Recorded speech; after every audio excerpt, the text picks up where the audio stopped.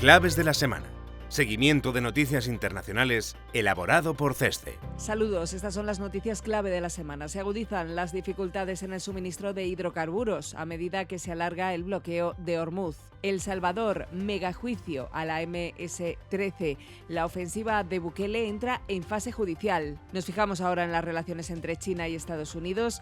Se recrudece la guerra tecnológica en torno a la IA en estos dos países. Más noticias en cuanto al conflicto en Ucrania. Les detallamos el nuevo paquete de sanciones a Moscú. En Oriente Medio hay una ampliación del alto el fuego en el conflicto. Haremos también parada en Mali, nos fijamos en la ofensiva de grupos rebeldes y yihadistas. Y terminaremos este repaso informativo en Estados Unidos, contándoles cómo se ha desbloqueado el cambio de régimen al frente de la Fed.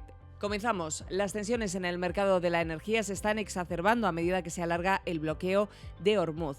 Entre los países más expuestos se encuentran las economías del sudeste asiático, el principal destino de las exportaciones de petróleo que atravesaban el estrecho antes del conflicto. 7 países han impuesto el teletrabajo obligatorio y al menos 5 están racionalizando el combustible utilizado en el transporte terrestre. Las dificultades podrían agravarse notablemente en las próximas semanas si persiste el bloqueo en la navegación. Los millones de barriles de petróleo almacenados en barcos antes del inicio de la ofensiva amortiguaron en parte las distorsiones. Sin embargo, este balón de oxígeno prácticamente se ha agotado. Preocupa, entre otros, el suministro de combustible en el sector de la aviación. El director de la Agencia Internacional de la Energía, Fatih Birol, advirtió hace unos días que las aerolíneas europeas podrían enfrentarse a un problema de escasez en 6 semanas. En esta línea, la Asociación Internacional de Transporte Aéreo ha publicado esta semana un comunicado señalando que para finales de mayo podrían producirse cancelaciones de vuelos en el viejo continente debido a la falta de combustible. A esto se suma la distorsión que está provocando el drástico encarecimiento del queroseno. Estos acontecimientos están originando movimientos excepcionales, como la decisión de la aerolínea Lufthansa de cancelar cerca de 20.000 vuelos de corta distancia de aquí a octubre. Nos quedamos ahora en El Salvador. El arranque del juicio masivo contra 486 presuntos integrantes de la MS-13, una de las principales pandillas de El Salvador, marca una nueva fase en la política de seguridad de Nayib Bukele. No se trata solo de capturas bajo el régimen de excepción, sino de llevar a los tribunales de forma agrupada una década de criminalidad atribuida a la pandilla. La Fiscalía imputa más de 47.000 delitos cometidos entre 2012 y 2022, incluidos homicidios, desapariciones, extorsión, narcotráfico y tráfico de armas, y vincula a parte de los acusados con la ola de asesinatos de marzo de 2022, que dejó 87 muertos y detonó la ofensiva estatal. El gobierno presenta el proceso como el eje de una estrategia que ha desplomado la violencia.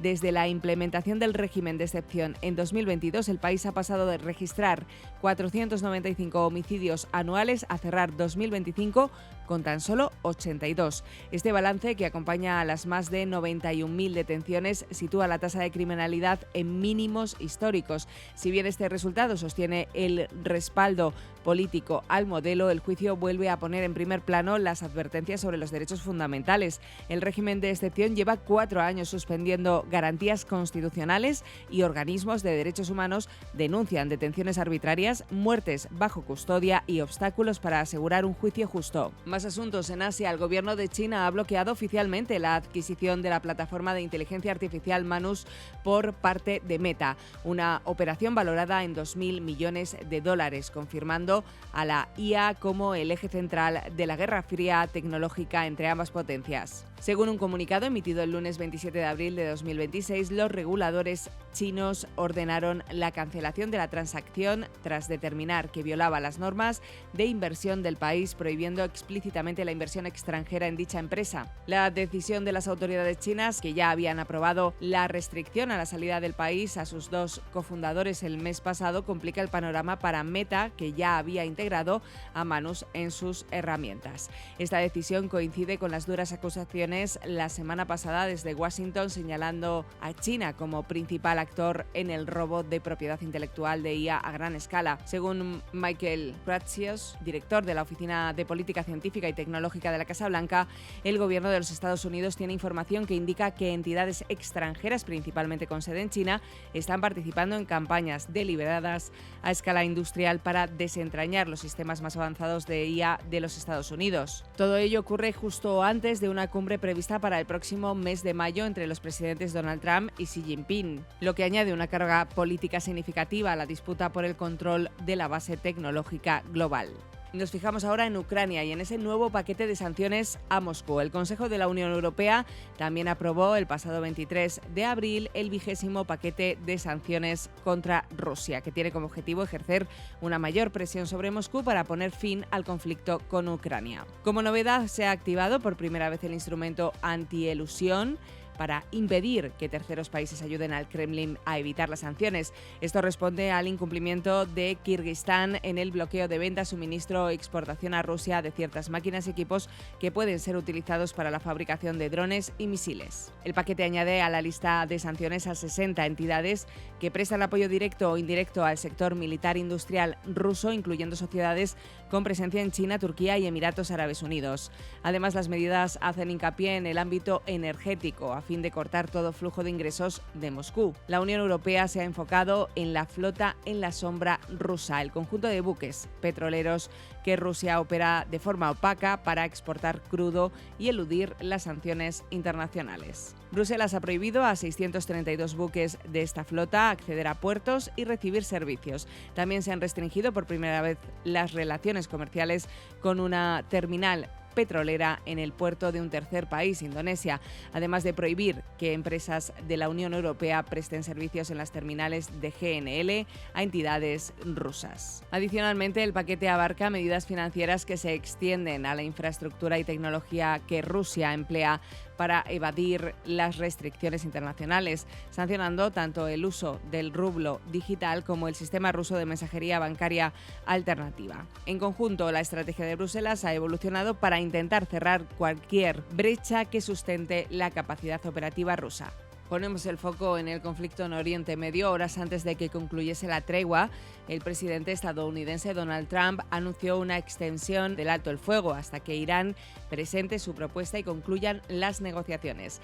Mientras tanto, Estados Unidos continúa reforzando su presencia militar en Oriente Medio con la llegada esta semana a la región del portaaviones USS George H.W. Bush junto con su grupo de escoltas. Asimismo, persiste el doble bloqueo del estrecho de Hormuz efectuado tanto por Irán como por Estados Unidos. El 22 de abril, miembros de la Guardia Revolucionaria iraní abrieron fuego desde lanchas rápidas contra el barco MSC Francesca y el Epaminondas. Ambos buques fueron interceptados y redirigidos hacia puertos persas, lo que ha puesto de manifiesto nuevamente el cortocircuito de la navegación por el estrecho. Se espera que las negociaciones continúen a lo largo de esta semana, sin embargo es difícil valorar la proximidad de un posible acuerdo, dados los numerosos puntos de divergencia. Según la información publicada en los medios de comunicación, la última propuesta presentada por Teherán propone reabrir el tráfico marítimo por Hormuz, concluir la guerra y posponer las negociaciones sobre el programa nuclear para más adelante.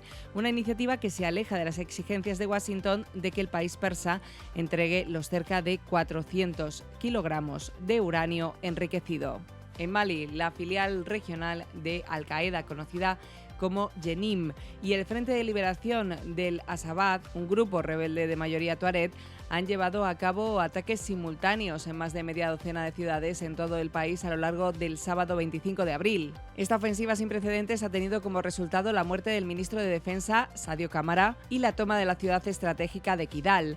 Esta ciudad, un bastión histórico de la insurgencia tuareg, había sido tomada por el ejército maliense y sus aliados en 2023, lo que había sido una victoria simbólica para la junta militar y sus socios rusos. Hace más de una década que Mali sufre una grave crisis de seguridad en la que se juntan la insurgencia yihadista, que afecta también a otros vecinos del Sahel, con la campaña independentista del norte de Mali. El FLA aglutina los principales grupos separatistas con el objetivo de materializar la independencia de la región del Azawad. Los militares tomaron el poder en 2020 y rápidamente recurrieron a Rusia como su principal respaldo político y militar a medida que las relaciones con Francia se deterioraban. París, que había intervenido para para combatir la ofensiva, retiró sus fuerzas en 2022. Estas decisiones se tomaron bajo el liderazgo de Sadio Camara, por lo que su muerte constituye ahora un duro golpe para la junta militar. Es la primera vez que el Jenim y el FLAC confirman su coordinación en sus respectivos comunicados. Un desarrollo significativo que abre las puertas a un nuevo escenario en el país. Las autoridades han impuesto un toque de queda nocturno en todo el país durante 3 días. La situación en la capital, Bamako, es de aparente normalidad. Terminamos el repaso a las claves de la semana en Estados Unidos. El Departamento de Justicia de este país anunció el viernes 24 de abril el cierre de la investigación contra el presidente de la Reserva Federal, Jerome Powell, eliminando el principal obstáculo político para la transición de liderazgo en la Fed. Se despeja, pues, el camino para la confirmación de Kevin Warsh, cuyo reciente paso por las audiencias del Senado ha revelado un giro radical en la dirección de la Fed. Warsh ha manifestado su intención de desmantelar el actual sistema de comunicación de expectativas, forward guidance y dot plot, en favor de una política más discrecional y reactiva a los datos en tiempo real. Además, las audiencias sacaron a la luz su plan para revisar el balance de la Fed y reducir la intervención estatal en los mercados de bonos. Paradójicamente, Warsh muestra una baja predisposición a adoptar una política monetaria más laxa, el principal punto de fricción entre Trump y Powell, y se ha mostrado muy crítico con la etapa de tipos ultra bajos de la pasada década.